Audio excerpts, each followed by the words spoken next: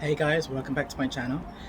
Today we're going to talk about watering our balcony gardens or container gardens. One of the most difficult aspects about container gardening is knowing when to water. One of the things that people completely forget when you're a ground level gardener as opposed to a balcony gardener is you do not have drip irrigation systems, you don't have a tap outside on your balcony to run a hose. So when you look at a balcony that is as big as mine, that all has to be done by hand. When you look up videos on YouTube on watering your balcony gardens, normally somehow it leads on to talking about using a hose with different attachments. Yeah, but the real reality is and let me tell you, you are walking back and forth. Hopefully by the end of this video you would have picked up a couple of tips so that you don't have to do so many trips back to that kitchen sink. Let's get into it. As a standard, we are always going to have to water our container gardens more often than the ground level gardener. But just like any other gardener, there are going to be certain factors that are going to affect how often you do water your garden. One of them, of course, is the weather. So naturally, if it is sunnier, you are going to end up having to water your garden a little bit more often. So you want to make sure that you're constantly checking your weather forecast to make sure that you know when to water your garden. You also need to hit a level of consistency with your watering. But the best time of the day to water your plants are either early in the morning or late at night. So for me personally, what I choose to do is water in the morning. By watering early in the morning, what it helps me to do is to create a routine. It's also worth noting that some plants require more water than others. So if we look at my geraniums, for example, they are blooming so hard, but yet they are one of the plants that I have to water the least. And so when you start to make your own morning routines, you'll notice which one of your plants is going to require more water, and that will help you with your watering program for your balcony garden.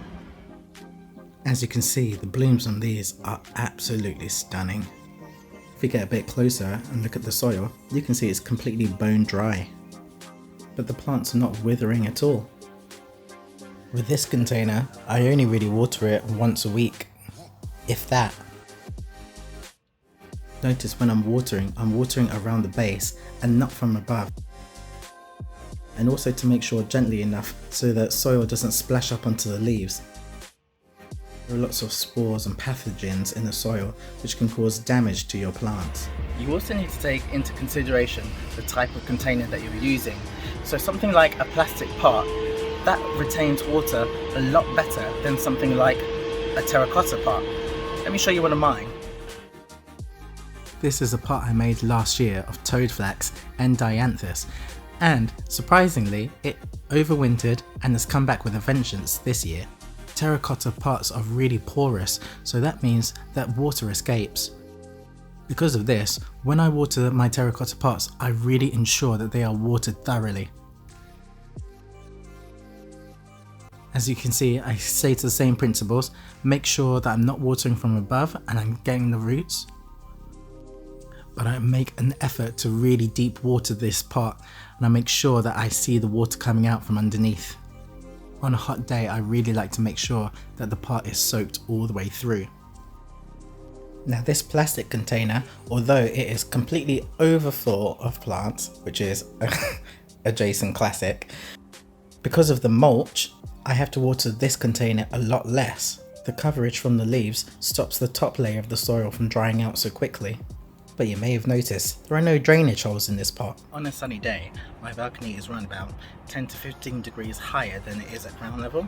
So one of the things I've learned to do is some of these planters that are closest to the glass on the balcony, I actually purposely make sure that they don't have any drainage holes in, and that way it makes almost like a little bit of a reservoir at the bottom of the planter. So on a hot day, I know that I can be out for a 12 to 14 hour shift and the plant pot will still be moist by the time I get back home.